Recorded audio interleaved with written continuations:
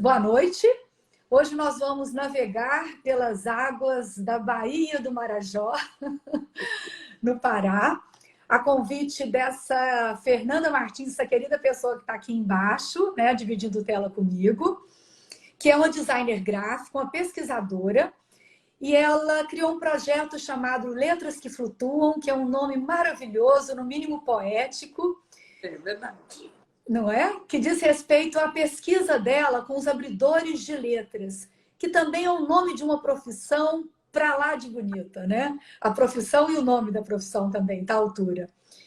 E eu quero começar pedindo para a Fernanda se apresentar. Ó, o Fernando Mascaro já está aqui com a gente. Boa noite, Fernando. O Luiz Fontes também. Sejam todos bem-vindos. Mas, Fernanda, se apresente. E em seguida, bom, vamos lá, se apresenta primeiro. Em seguida eu já faço uma pergunta para a gente emendar.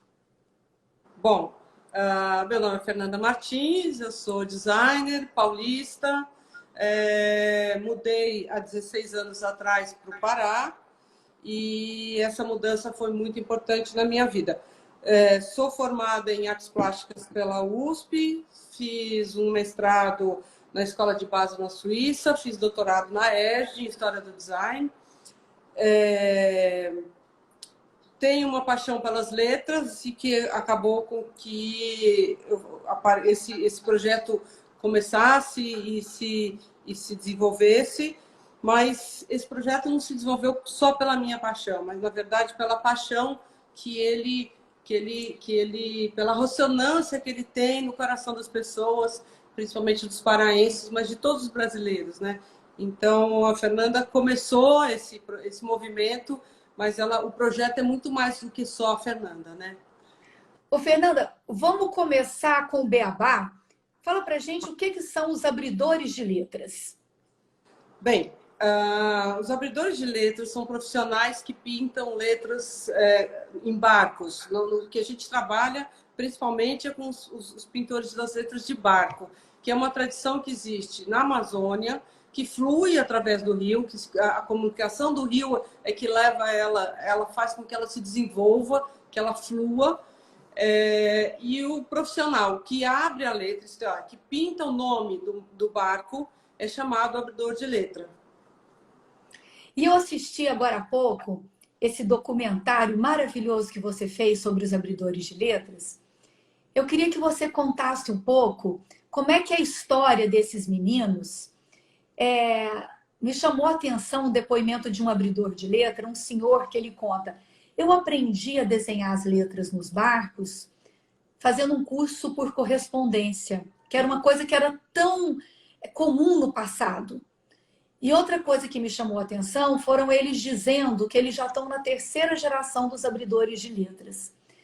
Primeiro, nos conta desse depoimento desse senhor que conta que conheceu as letras que ele pinta nos barcos através desse curso por correspondência. Eu achei isso máximo.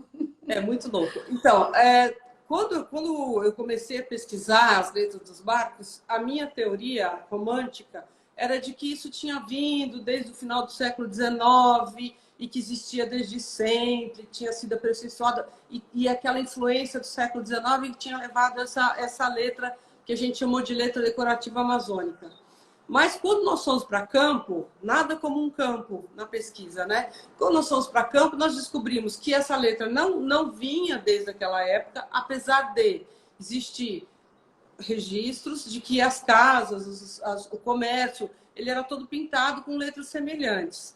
Mas a gente não conseguiu exatamente uma vinculação a esse momento do século XIX, e sim esse depoimento deste e de alguns outros, de que ele fez um curso por correspondência, ele já pintava a letra no barco, letras simples, eles falavam, e aí ele fez um curso por correspondência, recebeu um catálogo de letras e tinha uma pletora de estilos de letras para escolher.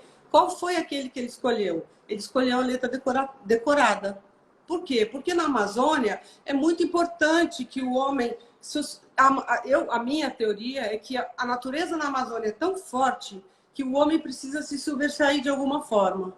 Então, é através do caqueado, como se fala, da decoração, do exagero, do colorido, é que você consegue se sobrepor culturalmente àquela verde e marrom, porque a Amazônia é verde e marrom. O A Rio, exuberância da floresta. né? Então, para você superar aquilo, você tem que ser muito colorido, muito inventário para aparecer mesmo, senão não aparece. É muita força da natureza. Então, não só este do documentário que você assistiu, que é o Letras, que está no YouTube, mas nós encontramos outros abridores, todos eles na faixa de 70 anos, um pouco mais, que fizeram, então, cursos de letras por correspondência. E aí o bacana é que ele escolhe essa letra decorada e ele pinta essa letra decorada no barco, e esse barco vai para outros municípios, e lá naquele outro município tem um outro rapaz que pinta a letra e fala: nossa, que letra bonita, quero fazer uma mais bonita. Então tem uma concorrência do bem, entre aspas, né? De pegar o que o outro fez e fazer um pouquinho diferente, melhorar, e esse barco viaja para cá e para lá, e aí a letra vai contaminando, então, todos os ribeirinhos, né? Por onde ele passa. É um saber que flui com os barcos. Com os barcos. Pelas águas da Baía do Marajó. Exatamente. Né? A Baía do Guarajará, que é por onde vem Belém, o Marajó e o Rio Amazonas. A gente encontra isso em Santarém, a gente encontra em Manaus. Eu cheguei até Manaus. Se alguém me convidar para ir mais longe, eu vou também. Só convidar. Nunca fui ao Acre. Estou esperando, viu, acreanos? Alguém que me convide para fazer um mapeamento no Acre. Doida para chegar no Acre. Eu nem queria entrar nisso agora, mas eu vou aproveitar que você falou. Você se apaixonou tanto por esse projeto, por essa história, que você se mudou de São Paulo para Belém. Você hoje mora no Pará. Na verdade, é o contrário. Na verdade, é o contrário. Eu me apaixonei por um marido atual que disse para mim: quer casar comigo? Me pediu em casamento. Quer casar comigo? Não tiro a barba e vou morar em Belém do Pará. Falei: opa! E aí fomos para Belém do Pará. Em uma semana que eu estava lá, encontrei o primeiro barco. E quando encontrei esse barco, eu quase caí do barquinho que eu estava. Assim. Todo mundo falou: não, nada demais, isso aí tem tudo quanto é barco, normal. E aí eu comecei a fotografar feito uma louca. Depois resolvi sistematizar um pouco aquilo que eu estava encontrando, falar disso. Você já era designer gráfica nessa época? Você já trabalhava com tipografias, com identidade visual? Eu já era designer há mais de 25 anos, já tinha feito uma especialização e já era professora de tipografia. Então, o que fez aquilo que não era nada, que todo mundo dizia, é comum, tem em todo lugar, surgir, né, ressurgir, como uma água ressurge de uma fonte, foi o fato de eu ser uma estrangeira naquele local, né, um olhar estrangeiro e uma paixão pela letra. Então, quando eu vi aquela primeira letrinha, eu falei: cara, aqui tem coisa. Como assim? Isso aqui é uma letra vitoriana. Isso aqui tem uma influência do século XIX. Como? E aí eu fui fazendo milhares de fotos, né? Porque essa cultura, ela não é valorizada lá? Ela não é valorizada localmente? Ela é tida como uma arte popular ou não? Então, não, hoje ela é até muito valorizada. O que acontecia ela era um aspecto da cultura popular e falava do ribeirinho para o ribeirinho. Então, vinha no pacote do barco, ninguém olhava para a letra. Então, esse movimento que eu fiz de começar a documentar e começar a mostrar fez com que as pessoas prestassem atenção naquilo que nunca tinham prestado atenção. Mas é muito comum, quando a gente está imerso numa cultura, num local, a gente não perceber as nuances, não perceber detalhes, alguns detalhes. E aí, quando vem a pessoa de fora, fala: nossa, olha que coisa interessante.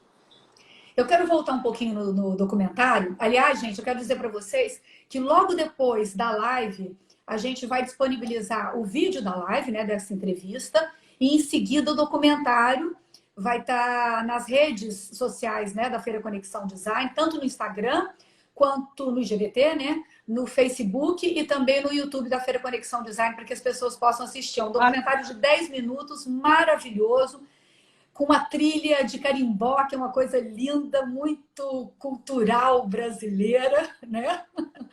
Mas eu queria que você comentasse, me chamou a atenção isso que os abridores de letras dizem no documentário. Eles falam assim: já é a terceira geração. Isso começou com meu avô, Eu ia com meu avô quando eu era novinho, meu avô era Calafate, e eu ia para o estaleiro acompanhar o trabalho do meu avô. E assim começou a minha paixão pela pintura das letras nos barcos. Mas se ele está falando em 3 gerações, isso então é uma arte popular que começou há pouco tempo, porque 3 gerações é pouco historicamente. Então, isso que eu digo, nós achávamos que vinha do século XIX para o século XX, mas ela é mais recente que isso, né? Então, esse avô provavelmente pintava na década de 40, 50, e esse menino começou a acompanhar na década de 70, né? Porque ele já é o neto. E a gente tem 2 tipos de aprendizado, principalmente, né? Você tem esse pintor que aprendeu com o pai ou com o avô, então é uma coisa de família, que o menino vai junto e começa limpando o pincel, depois ele passa a lixa, depois ele ajuda alguma coisa, depois ele começa a cobrir a letra, e um dia esse pai fala para o menino, tem um serviço lá não sei aonde, eu não posso ir, vai você. E o menino fala, eu? Não, pode ir que você já sabe. Então, não tem assim um certificado. O certificado é um dia que o pai fala, vai você sozinho. Mas tem aquele menino também, e isso é o que me toca muito, de uma maneira especial nesse projeto, né? Quem de nós, designers, não foi aquele que desenhava as capas do caderno na escola? Ou, eu sou um pouquinho mais velha, né? Desenhava mapa. Toda vez que tinha um trabalho de grupo, eu preferia desenhar o mapa. Ou eu sempre dava nota melhor quando fazia mapa. A gente fazia muito mapa quando eu estava na escola. Eu amava fazer os mapas. E aí esse abridor de letras é um designer que nasceu e viveu naquele contexto, e essa é a maneira que ele consegue se expressar. Porque eles todos falam, desde pequeno, que eu estava na escola, eu desenhava a capa, todo mundo pedia para eu desenhar a capa do caderno. E aquilo para mim fala assim, puxa, se essas pessoas estivessem em outro lugar, elas seriam um designer como nós somos, né? Na verdade, nós somos irmãos, né? Nós somos colegas. E então isso para mim tem um quê de especial, né? Vixe, estou vendo tanta gente querida. Então, estou vendo aqui, ó, Mandacaru Design. Né? A Anaíra, fui aluna da Fernanda. Já vi o Cláudio passando por aí. Tá vendo? Tem bastante gente. Viva Fernanda, que a Manducaru falou. Ó, um monte de coração. Cláudio Gil, super. Super Cláudio Gil. Querida. Mas então eu acho muito lindo essa coisa desse menino que se encanta pelo desenho da letra, copia, vai para casa, faz, e aí depois ele gruda num mestre desse e vira um aprendiz até passar pelo mesmo processo de aprendizado que se ele tivesse sido filho do outro, né? Um dia o mestre fala, vai lá e pinta. E aí a hora que ele se liberta e ele vai ser um novo mestre, né? E vai pegar um aprendiz, essa coisa toda. Fernanda, e como é que foi? Você estava falando do contexto. Como é que foi a sua relação com eles? Né? Você se aproximar, conseguir ter bons depoimentos, que eles se abrissem para você, uma pessoa de fora, com outro sotaque. Gringa, né? É isso, mulher, gringa. Então, esse é o primeiro momento. Hoje talvez eles já nos conheçam mais. Pelo menos aqueles que estão ao redor de Belém, o o projeto já atingiu. Então, normalmente a gente chega na beira, né? E vai procurar, olha uma letra e fala para o dono do barco. Nossa, que letra linda, quem pintou? Ele já acha a pessoa, quem é esse ET que chegou aí? Aí ele fala, foi o Zé lá da esquina, foi o Pororoca, foi o seu Carlos. Aí eu falo, e onde ele fica? Aí eu vou lá onde fica. Normalmente eles ficam no estaleiro. E é um universo eminentemente masculino. Então, é verdade. Nos depoimentos documentários só tem homens, isso me chamou a atenção. Tem um deles que diz, eu aprendi com meu avô, que ensinou minha mãe e minha tia, eu pinto e os meus filhos pintam. Essa mãe nós quisemos entrevistar, mas ela tinha tido um derrame e estava no hospital no dia que nós estivemos com esse pintor. Então, nós não conseguimos falar com essa primeira pintora que eu ia encontrar, né? Porque hoje já tem pintoras jovens. Já estão no ofício. Mas os mais antigos são homens. Mulheres não pintam barcos, né? E eles te deram abertura. Você chegava, se apresentava... Depois que a gente fica amigo, porque a gente fica amigo daí para a vida, Aí não tem muito problema, não. Mas no começo, nas primeiras... Nós já fizemos 2 documentários. Esse que você vai disponibilizar e o segundo, que é o Marajó das Letras, que nós fizemos, que é a segunda etapa, que nós fizemos um mapeamento dos abridores de letras do Marajó. Esse primeiro momento da pesquisa, que a gente faz sozinha, normalmente, quando eu falo a gente, é porque Sami, a minha sócia, sempre está junto, então são 2 mulheres. A gente já hoje em dia, no Marajó, que era um pouquinho mais perigoso, a gente levou até um rapaz enorme, assim, bem brucutu, bem grandão, assim. É perigoso por quê? Porque você está com celular, com câmera, né, com equipamento, e aí você pode ser roubada. Né? Mesmo você estando viajando nos barcos, parando nos locais de estaleiro, das comunidades ribeirinhas, mesmo assim é perigo? Mesmo assim é perigo. A gente tem que lembrar que o Marajó é o pedaço do Brasil mais esquecido pelo poder público, né? Esquecido por todos os aspectos. Escola, segurança, saúde. Então a gente tem que tomar um pouco de cuidado, sim. Né? Inclusive tem muito pirata no Rio, né? Vocês pensam que pirata só tem lá no Pirata do Caribe? Tem pirata na Amazônia também. Então, os piratas vêm e já assaltam barcos de transporte, que são barcos de linha, que a gente fala, que são barcos que fazem, por exemplo, Belém, Breves. São 8 horas de barco à noite. Porque muitas das comunidades, as pessoas só se transportam pelos barcos, não é? A água nós estamos na Amazônia. É a comunicação entre todos. Né? A Amazônia é o mundo da água. Então, a comunicação, em Manaus, por exemplo, ela é servida, a capital do estado do Amazonas inteira é servida via fluvial. Os caminhões chegam até Belém e são carregados em navios e em balsas, e essas balsas levam tudo que é alimentado, tudo que leva-se para Belém, ou é via aérea ou é fluvial. Né? E tem cidades e tem comunidades, pequenas comunidades, mas tem cidades, Breves, Moaná, São Sebastião da Boa Vista, Curralinho, Ponta de Pedras, são cidades. E você só chega de barco. E o Marajó, por exemplo, eu quero muito ir ao Marajó. Você acaba indo a Belém, e de Belém você vai a Soure, onde tem uma rota turística mais estabelecida. Mas o Marajó é muito mais que Soure. Só me lembra aqui, você mora em Santarém ou mora em Belém? Moro em Belém. Moro em Belém. Moro em Belém, E, por exemplo, para ir para Soure é um barco. Se eu quiser ir para Ponta de Pedras, é outro barco. Eu achei interessante quando você contou que... Outro barco. Eu achei interessante que você contou que essas viagens, as distâncias, elas são medidas não por quilômetro, mas por horas de viagem nos barcos, né? Achei isso muito interessante. Como é outro universo, né? Não, eu só fui entender a Amazônia quando eu morei na Amazônia. Ainda estou aprendendo muito, ainda estou chegando, estou no estágio mediano. E como é que nasceu o Letras que Flutuam? Então, ele começou com essa descoberta dessa letra do barco, mas ela era uma descoberta dessa designer. Depois eu resolvi sistematizar, fiz uma especialização na UFPA em semiótica e cultura visual. Na Universidade Federal do Pará. Na Universidade Federal do Pará. E aí foi que tratei o assunto como tipógrafa, né? Entendendo dessa letra, entendendo desse vínculo com a letra vitoriana, justificando que ela realmente tem um vínculo, né? E era ainda um trabalho acadêmico mais voltado para design, para tipografia. Mas nesse trabalho acadêmico, eu já fui atrás de uns abridores, já dei uma conversada, entrevistei 2, eles estão lá na monografia, e aí deu aquele gosto, né? Eu disse, nossa, tem muitos estilos. Bora fazer algum projeto para a gente pesquisar, mapear. Tanto que o projeto chama Mapeamento... tá escrito na camiseta. Lê, diga. Que aqui para a gente aparece invertido. Lê. Né? O projeto é um mapeamento... Desculpa que eu falei em cima da sua fala. Repete de novo.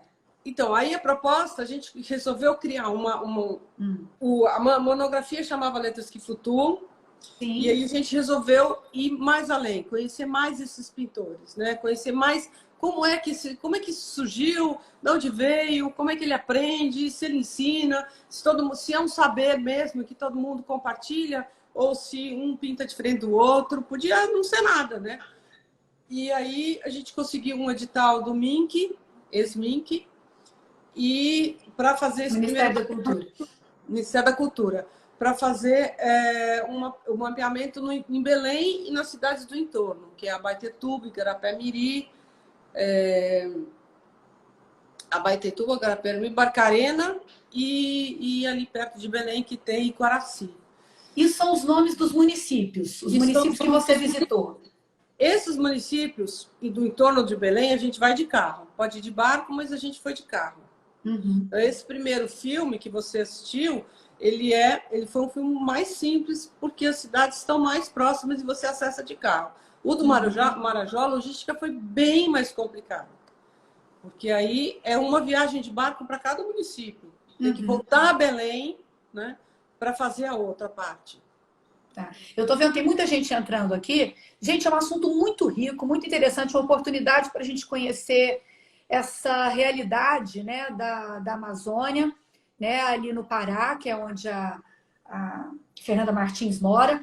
E vocês fiquem muito à vontade para fazerem perguntas também. Vamos construir essa entrevista juntos. É muito interessante quando tem a participação. Eu vi agora há pouco a Denise Dantas aqui, que é uma professora de design da USP, Universidade de São Paulo. É isso. E não só os acadêmicos, né? Vocês sintam a vontade para tirar a curiosidade de vocês aqui, para matar a curiosidade com a Fernanda, porque não é todo dia que a gente tem esse privilégio de poder ouvir alguém com uma experiência e tem aluno tão da velha diferente. guarda, tem aluno da nova guarda, tem todo mundo aí também. Então, Fernanda, você visitou 6 municípios, né? Na primeira etapa, 4. Na segunda etapa, 6.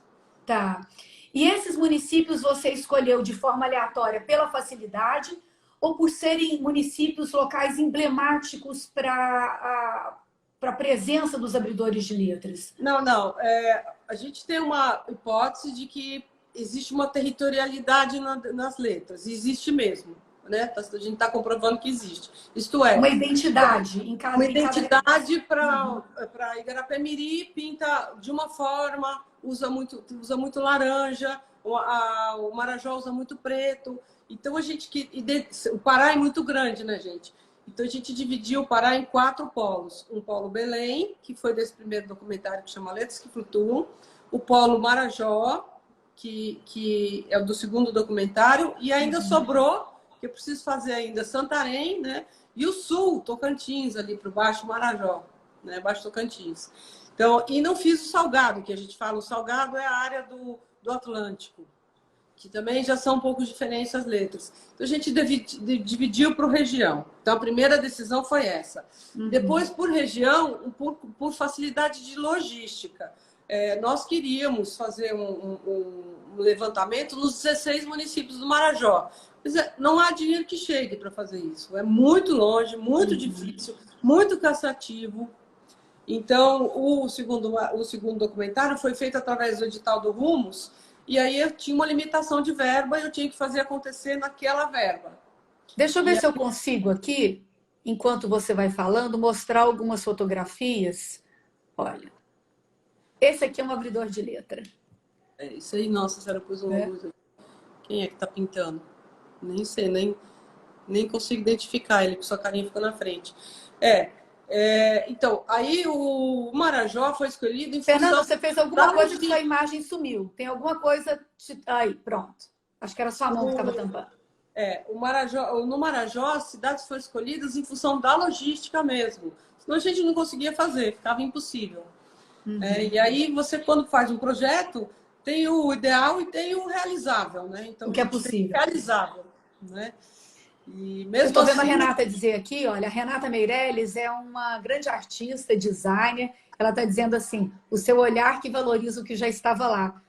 Porque, na verdade, você também fez um trabalho de profissionalização com esses meninos, com esses abridores de letras, e para que eles valorizassem, dessem o devido valor para a arte que eles executam. Como é que foi isso, esse trabalho de sensibilização? Então, na verdade, a gente tem vários objetivos com esse projeto, né? Um deles é esse mesmo, é eles perceberem o valor que eles têm. E tem uma dificuldade muito grande. Cada um está num município, o WhatsApp não funciona direito, eles não se conhecem.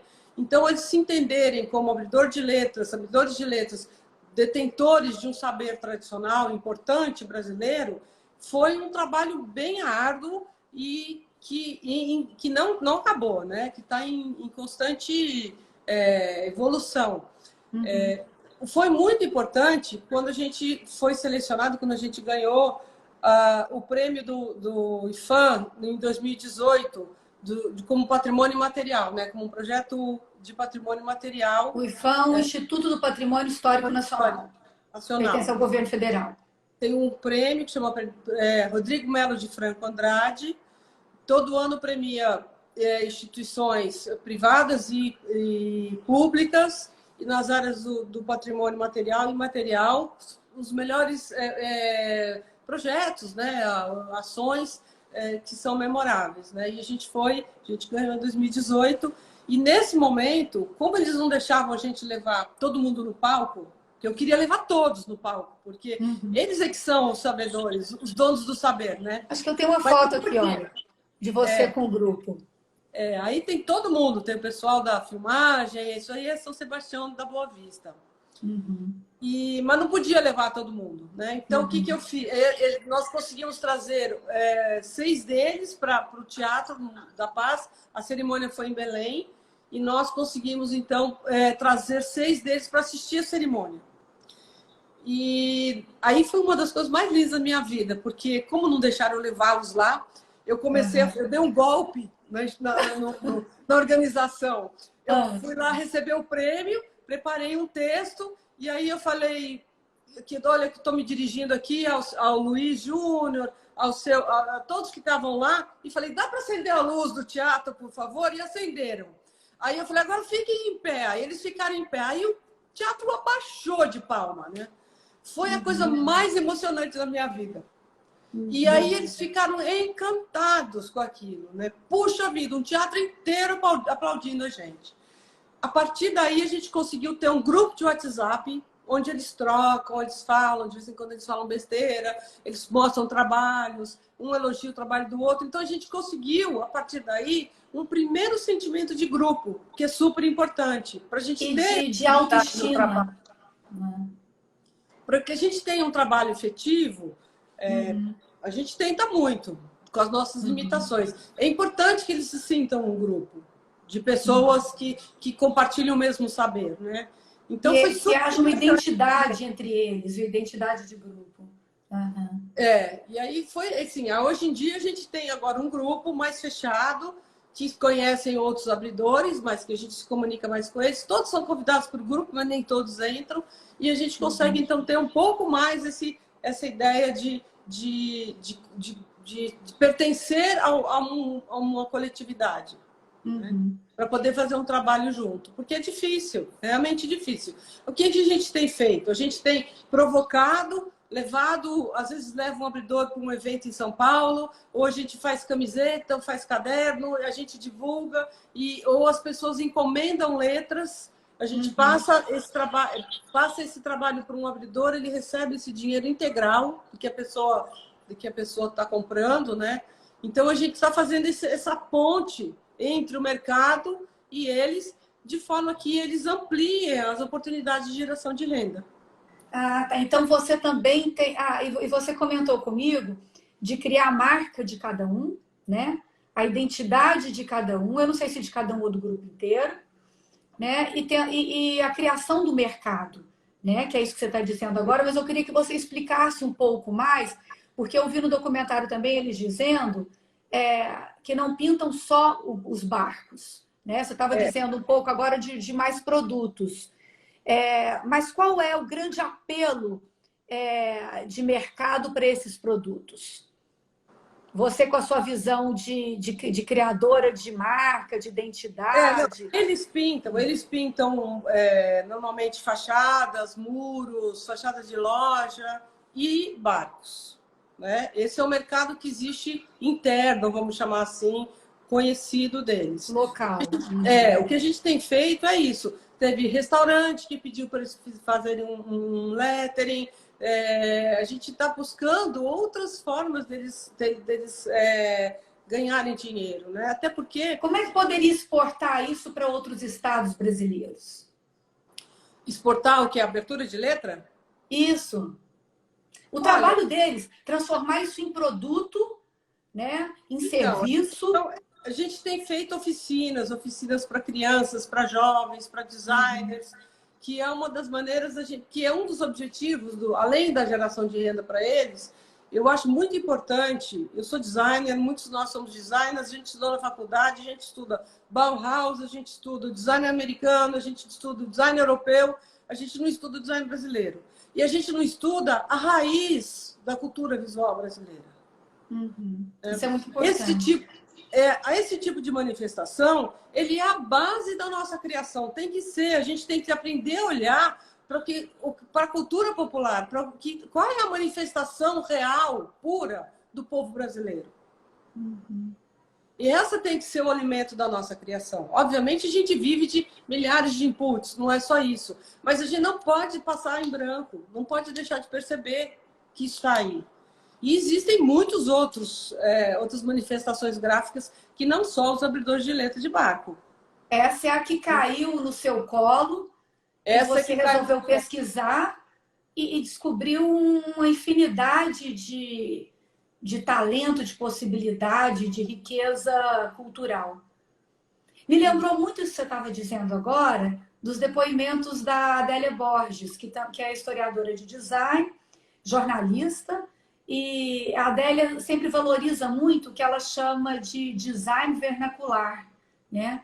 Que é esse design que nasce desses saberes populares, que você está dizendo que são esses saberes a base de todo o design nacional. Eu gostei muito disso, queria que você reforçasse um pouco essa reflexão sua. Não, eu acho que a gente cria através do nosso repertório. E a gente tem que aprender a enriquecer o nosso repertório e abrir os olhos para o que é o nosso repertório de verdade. Quem somos nós brasileiros? Qual é a cara do design brasileiro? A fonte tem que ser no Brasil. A gente pode até se inspirar na Bauhaus, mas a gente tem que partir do Brasil. Essa é a nossa fonte. Esse é o nosso marco zero. É a nossa riqueza. Esse é o nosso marco zero, né? E eu até brinco... A gente fala tanto em identidade nacional e a gente tem os elementos para isso, né? Eu até brinco que acho que a gente tem que criar um design tecnobrega mesmo, sabe? Um design bem loucão, bem colorido, bem cheio de sombra, bem cheio de design tecnobrega. Essa eu nunca tinha ouvido. Adorei. Não, é porque o tecnobrega que surgiu no Pará, né? As aparelhagens que surgiram no Pará também tem uma identidade muito forte. Né? E elas usam, mas seja no manual, no pincel, seja na pistola, seja na faixa de aparelhagem, você percebe que tem uma linguagem gráfica semelhante, que é aquela linguagem, nós somos quantos por cento da população brasileira, nós designers, que criamos, porque aí que está a nossa responsabilidade. A gente está criando para o Brasil e a gente está reproduzindo que valores? Porque esse designer, esse abridor de letras, ou esse cara que pinta faixa na rua, ele tem um público muito maior que o nosso. Porque ele fala com todo mundo. Porque as pessoas se veem nesse trabalho, se identificam. A população se vê nesse trabalho. Por que o dono do barco pinta um barco? Porque o barco precisa ser um barco seguro, ele precisa passar confiança. Para ele passar confiança, ele tem que estar bem cuidado, ele tem que estar bem pintado, ele tem que ter um nome bonito. Então, é design, é a mesma coisa, é design numa outra... Isso é a função da estética. E para quem que ele fala? Ele fala para esse ribeirinho, o usuário desse barco. Seja um barco que transporta produtos, seja um barco que transporta pessoas. Inclusive, ele é reconhecido melhor ou pior profissional também pela forma que ele cuida do barco dele. Fernanda, Tem uma pergunta da Tati aqui para você, a Tati Adas, ela está perguntando, há possibilidade de registro do patrimônio imaterial?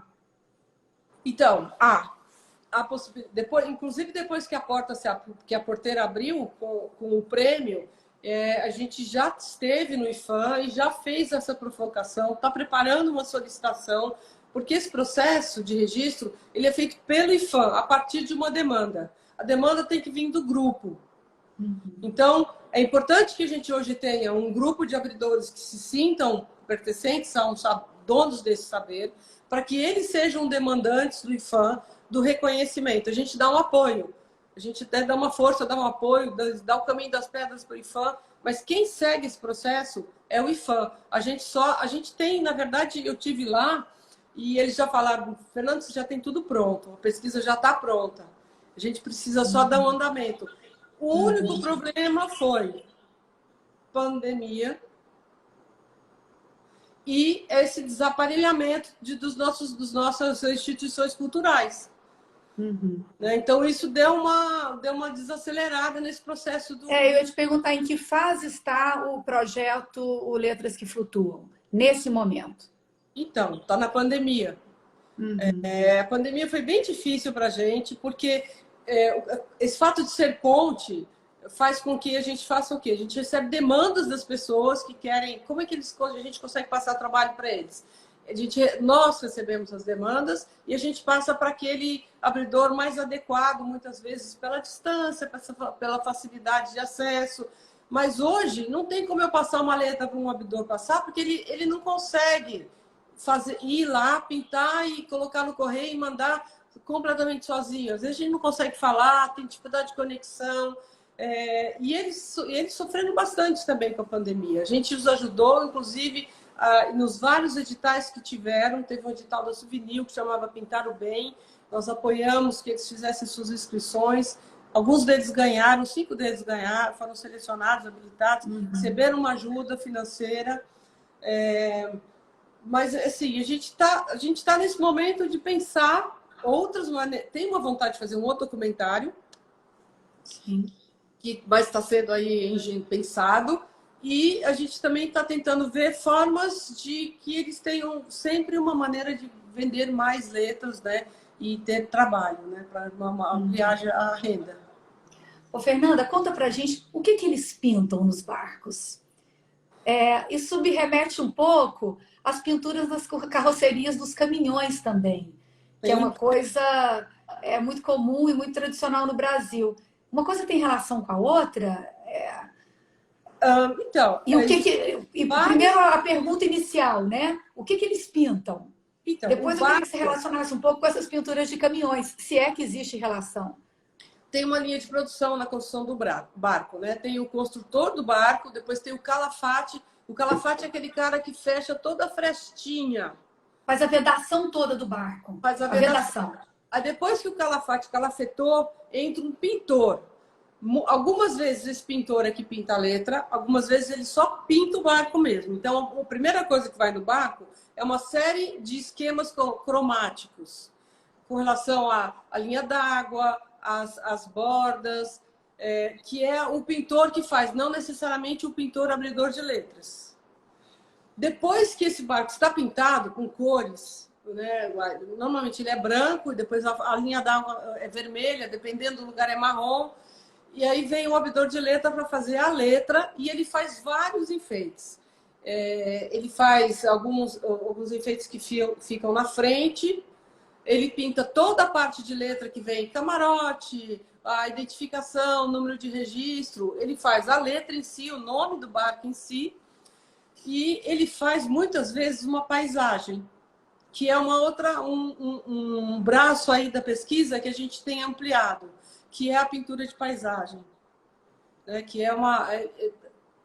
Ele traz a paisagem, né? que ele vive para ali. O sol é o quê? Pôr do sol, usa ali a fauna. Então, é muito interessante, porque tem pôr do sol, tem beira de rio, muitas vezes tem assim uma montanha que a gente não sabe de onde veio, que na Amazônia não tem. Então tem assim uma série de elementos icônicos que se misturam, mas na grande maioria é a beira do rio com a fauna e a flora, né? A mata e pôr do sol. Mas a gente encontra Mas eu queria saber, são frases, são palavras soltas, são expressões? O que eles escrevem? Não, escreve o nome do barco, Sim. escrevem várias identificações que são exigidas. Camarote, a cidade de onde é o barco, o número de inscrição. Então, tem várias... E aí tem, quando o barco é de passageiro, tem uma série de regras. Tem que dizer quantos passageiros fala aquele que regula. A embarcação permite, né, por uma questão de segurança. Isso, a Capitania dos Portos avalia o barco e diz assim, aqui cabem 40 passageiros, 58 passageiros. Então, isso tudo... Fernanda, não, mas sabe o que me interessou? Por exemplo, no documentário, eu vi, por exemplo, frases religiosas. Aqui agora há pouco eu mostrei. Olha aqui, os salmistas. Cadê? Aqui. Olha lá. Salmista. Aí tem... Dos Salmos, é isso? Ele está se referindo aos Salmos. Salmista dos Salmos. Tem sempre o Salmo 23, né? Que eu sei que você conhece bem. De cor. Ensinamento da minha mãe. Então sempre tem muita. Às vezes o barco tem o nome da filha ou do filho, ou é nome do capitão, neto, capitão isso, capitão aquilo. E muitas vezes tem Deus, como é que é? Deus proverá, salmista, Salmo 23, enfim, muitas inscrições religiosas, muitas. Sempre tem uma fora isso, tem humor. Tem humor também? Como a gente vê nos caminhões? Tem humor? Não tem. Não tem humor. Não. Tem sempre na frente do barco, inclusive aqui nesse tem as duas bandeiras, tem o escudo da duas bandeiras vermelhas. E a bandeira do Pará e a bandeira do Brasil. Às vezes o cara muda e pede a bandeira do Remo ou do Paysandu, que são os times paraenses, né? Mas a maioria deles é o escudo do brasão da República e a bandeira do Pará e a bandeira do Brasil. E aí também tem todo um know-how para pintar esse escudo, todo geométrico, assim, não é qualquer um que pinta escudo bem. Ô, Fernanda, eu quero comentar aqui a primeira presença da Adélia Borges, quero agradecer que a Adélia Borges está aqui com a gente. Agora há pouco eu a citei, não sei se ela viu, que eu comentei aqui sobre essa expressão que ela gosta muito de utilizar, que é o design vernacular. Eu não sei nem se não foi a Adélia que criou, que cunhou essa expressão, né? E o Fernando Mascaro, que comentou aqui quando você falava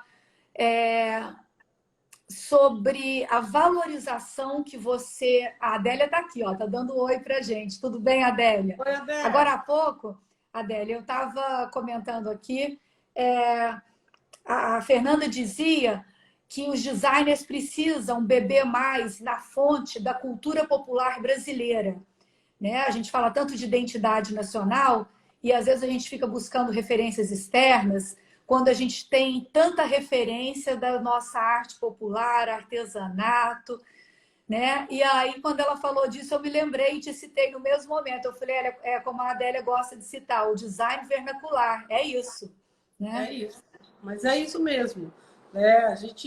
A nossa origem é essa, né? A gente nasce daí. Depois a gente vai buscar as outras referências. Pelo menos deveria ser assim, né? Sim. Eu acho até que aqui o ensino do design tem mudado. E hoje a gente ensina mais. Eu, por exemplo, ensino tipografia e eu falo de tipógrafos brasileiros. Cito um ou outro, mas eu faço eles fazerem pesquisa sobre tipografia de tipógrafos brasileiros. Porque eu acho que a gente tem que trazer isso para a sala de aula. A gente tem que trazer o Brasil para a sala de aula. Sim. Assim como o designer que cria, ele tem que criar para o brasileiro. É o que o Fernando Mascaro disse agora há pouco, é o poder de transformação social do design, né? Isso parece uma frase muito forte, parece que é assim um pouco de vaidade do designer, né? Dizer uma frase dessa, mas não, é porque o design ele pode ser uma ferramenta poderosa, como o Fernando Mascaro gosta de dizer, de transformação social. Deixa eu ler aqui o que a Adélia escreveu para você. Sou fã dessa pesquisa, né? Ela se referindo às letras que flutuam. E concordo com essa afirmação de precisarmos buscar nossas referências e nosso norte, nossos nortes em nós mesmos, né? É isso Ó, aí, Adélia. Adélia. Mas é muito interessante, eu gosto muito de reforçar isso que o Fernando Mascaro diz, que é algo que o Papanek também já dizia, né, desde os anos 60, 70, que é essa capacidade transformadora do design. E eu acho que isso cabe a vocês, designers, colocarem isso em prática e mostrar como isso é possível, para que haja uma valorização da profissão, né, na sociedade e no meio industrial também, que é um grande multiplicador do trabalho dos designers, né?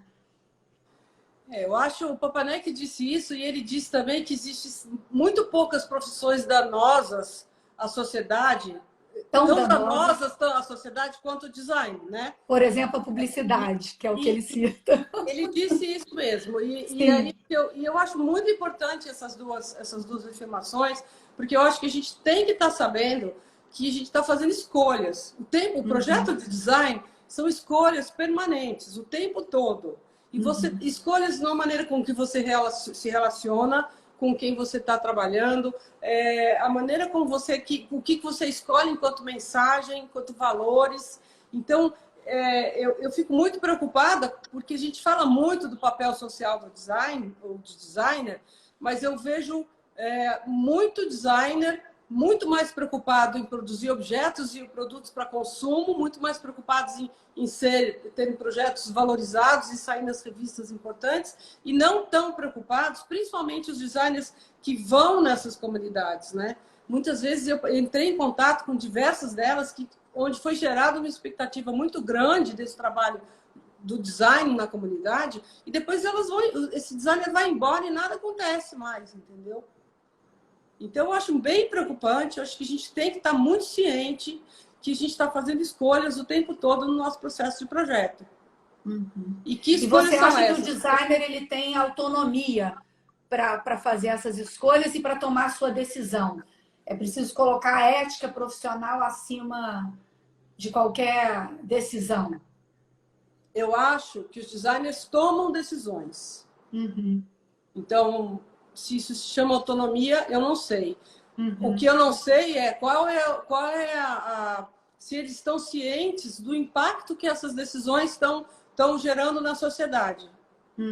E aí tem muitos designers e muitas ações, eu não posso generalizar muito. Eu sei que quando eu estou trabalhando com comunidades, com grupos sociais, eu quase não faço escolhas. Na verdade, eu trabalho deixando com que eles façam suas escolhas e que eu só dou um apoio, um input, ferramentas, enfim, que eu colaboro com aquilo que eu sei. Mas as escolhas não são minhas.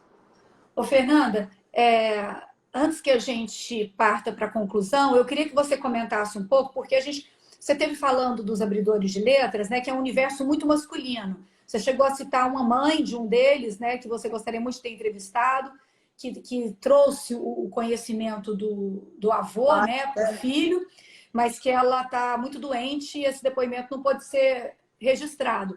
Isso. Mas você e seu marido fazem um trabalho com as mulheres também aí da região da Ilha do Marajó, dessas comunidades onde vocês visitam. Isso tem a ver com o projeto Letras que Flutuam, com abridores de letra, ou essa é uma outra ação? Não, eu diria que esse é o lado B. Na verdade, o João, meu marido, dirige uma ONG, tem um trabalho deles, enfim, é uma coisa totalmente separada do meu trabalho. Eu tenho uma empresa, chama Mapinguari Design. Algumas vezes trabalhei com ele em alguns projetos dele, outras vezes projetos do Sebrae, projetos de outras instituições.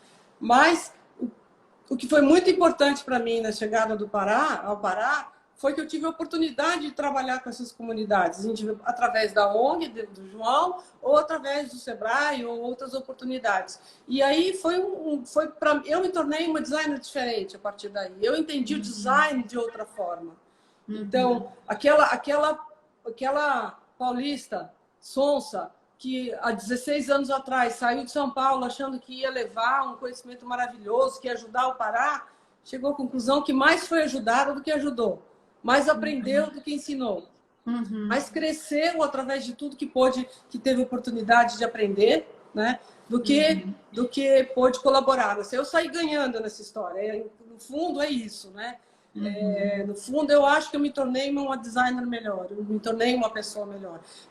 Abriu para mim um olhar que eu jamais tive quando eu morava em São Paulo e trabalhava numa empresa com empresas.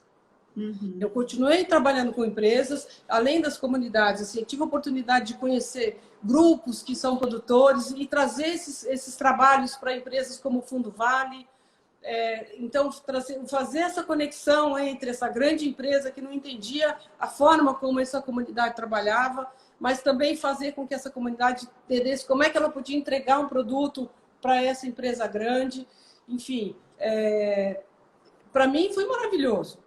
Foi maravilhoso. Se alguém me perguntasse se você nascesse de novo, queria desse jeito, queria.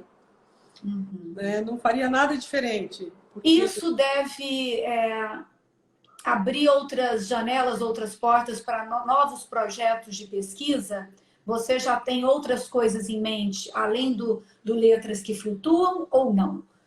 Você estava dizendo a forma como você foi transformada por esse design vernacular. Então, eu continuo sendo transformadora do design. Completamente. Eu continuo sendo uma apaixonada pelas letrinhas. O meu doutorado foi feito estudando a introdução da imprensa, da tipografia, né? da arte da impressão no Pará. O Pará é muito importante na área da tipografia, porque o primeiro brasileiro a desenhar, fundir e imprimir com uma letra feita por ele foi no Pará em 1921, João Francisco Madureira Pará. Olha, isso é história. Isso é história. Pioneiro na tipografia. Como as pessoas não entendem o que é tipografia, elas não entendem a dificuldade que é isso. Ele nunca tinha visto uma tipografia funcionando, apenas estampas, e ele construiu uma tipografia. A prensa, a tinta, ele conseguiu fundir, cunhar o tipo, fundir o tipo e imprimir com aquele tipo que ele fundiu. Então, isso é muito importante. Isso se conecta com letras na hora que eu estava buscando quais eram as relações, né? Como é que ele se tinha alguma relação do século XIX com essa pintura da letra do barco. Né? Mas, assim, eu continuo pesquisando... E você conseguiu relacionar? Não, eu acho que, assim, existe... O Pará vive ainda a memória gráfica da Belle Époque. Né? Isso é muito importante. Isso está lá. Né? Se você anda em Belém, você vê os prédios da Belle Époque, você vê as grades maravilhosas de ferro da Belle Époque. Então, isso faz parte ainda da cultura visual. E aí, quando esse ribeirinho foi buscar uma letra, ele quis a letra que tinha essa mesma velocidade, que conectava com essa cultura visual. Então, é por aí que a escolha se conecta. Não através de um elemento absolutamente material. Material mesmo foram os manuais de letras que eles adquiriram, né? Receberam quando fizeram cursos cursos por correspondência. Correspondência, Isso está em algum museu? Isso precisa ser guardado. Não. Isso não pode ser perdido. Não, isso não está. Ou pelo menos digitalizado, que você tem isso na sua pesquisa, fotografado. Não, eu tenho. O primeiro impresso brasileiro eu tenho fotografado. Mas ele está no Instituto Histórico Geográfico do Rio de Janeiro, brasileiro no Rio de Janeiro. E fala para a gente desse museu. Esse museu que você falou, Eliane, quando você vier aqui, você não pode deixar de visitar o museu. O Museu Guild. Guild, isso. Museu Guild. Aliás, se você fosse... imagine para quem nunca esteve no Pará, como eu, por exemplo. Filha de piauiense, quer dizer, eu tenho família no norte e preciso visitar mais o norte do país. Olha aqui a Rose dizendo, a Rose é paraense. Meu Pará lindo que eu amo, tá vendo? A Rose é uma grande amiga paraense. Então a Rose vai concordar comigo. Se você chegar, se você só tiver 2 horas em Belém, você tem que ir ao Ver o Peso. Sim, isso que eu te perguntar. O Ver o Peso é o supra-sumo, é a reunião de todos os aspectos da cultura paraense. A comida, o cheiro, o banho de cheiro, os peixes, tem que conhecer, tem que ir lá. O artesanato, tá tudo lá. Mas se você tiver mais tempo, você tem que conhecer o Museu Guild, Você tem que andar existe um conjunto de prédios históricos do século XVII maravilhosos, que precisam ser vistos. Tem que passar, tem que conhecer a catedral, o Forte do Castelo, tem que conhecer os dois museus, o Museu do Estado, né? E o MAB. Deixa eu ver o que mais. E tem que tomar açaí. Ou seja, 2 dias não vão dar. Tem que ficar mais tempo. Tem que tomar açaí, porque chegou no Pará, parou. Tomou açaí, ficou. E não pode esquecer de uma tijuca, tipicamente paraense, né? Uma serpinha. Aqui, ó. E uma tijuca no Ver o Peso. Uma serpinha, uma tijuca, né? Que é maravilhosa. E qual é a melhor época do ano para ir aí? Comigo, qual é a melhor época do ano para a gente ir para o Pará? Para ir para Belém, para Santarém, para visitar essas comunidades ribeirinhas, entrar pela Amazônia adentro? Então, na Amazônia, né? A Amazônia é água no rio e água do céu. Chove muito. Então, você tem um inverno e verão. No verão, chove todo dia e é quente. E no inverno, chove o dia todo e é mais fresco. Então, se você não incomodar por um pouquinho de chuva, vai uma época mais fresca. Janeiro, fevereiro. Porém, eu não conheço nenhum paraense que vai para o Marajó, por exemplo, para o carnaval. Porque chove para burro, você não faz nada além de tomar chuva. Eu acho melhor, o sorvete da Caru é bom também, mas eu gosto mais aqui de Ribeirão Preto, gosto mais do sorvete do Geraldo. Eu acho que a melhor época, quando você tem o Círio de Nazaré, em outubro. Essa é uma manifestação cultural que eu tenho muita vontade de ver. Né? E eu iria para o Pará entre agosto e outubro, porque eu acho que é mais seco, agora é bastante quente. Olha, eu tenho essa viagem em mente. Se o coronavírus deixar, se o Covid deixar, eu gostaria muito de fazer essa viagem com a minha família toda em julho. Eu acho que é um banho de cultura brasileira, né? Eu que estudo, que pesquiso design também, eu preciso ir aí conhecer essa riqueza toda que você compartilhou aqui com a gente. Tem que ir, tem que pegar um barquinho, pedir para visitar as ilhas da frente de Belém, tem que conhecer o Godoal, tem que conhecer... Ixi, tem muita coisa para conhecer. Fernanda, nosso tempo vai acabar, né? Eu quero agradecer a sua entrevista, quero dizer para as pessoas que queiram se comunicar com a Fernanda, tirar alguma dúvida, pedir dicas de viagem. Olha, o marido da Fernanda, o João, fez um guia de viagem pelo Pará, que é maravilhoso. Então, vocês podem pedir esse guia para a Fernanda. Vocês se comunicam com ela pelo Instagram Letras que Flutuam, né? Isso. E lembrar vocês que logo a gente vai deixar essa entrevista disponibilizada nas redes sociais da Feira Conexão Design. E logo depois desse vídeo, eu vou postar também o documentário que a Fernanda fez com os abridores de letras. É um documentário de 10 minutos, delicioso de se ver, e eu recomendo. Tanto recomendo que vou colocar ele aqui à disposição de vocês. Fernanda, muito obrigada. Então, eu queria falar que também tem a página do Instagram do Letras e que a gente vai começar a postar os nomes, os abridores com seu telefone de contato. Comprem letras, ajude um abridor de letras. Ah, isso é maravilhoso. Isso é uma outra vertente do seu trabalho de valorização desses meninos, de criação da marca de cada um deles, de profissionalização, de criação de logística, de criação de mercado. Isso é muito importante para a manutenção, né, desse saber, não é isso? Então, a gente tem que valorizar o que é nosso, né, e ajudar a fortalecer essa sociedade. Tanta gente que tem saberes tão maravilhosos e as pessoas têm tanta dificuldade de sobreviver, né? É isso. Fernanda, muito obrigada, minha querida. Obrigada a você. Obrigada por todo mundo que acompanhou a gente. Espero que vocês tenham gostado tanto quanto eu. Até logo. Contrate um letrista. É isso. Tchau, obrigada.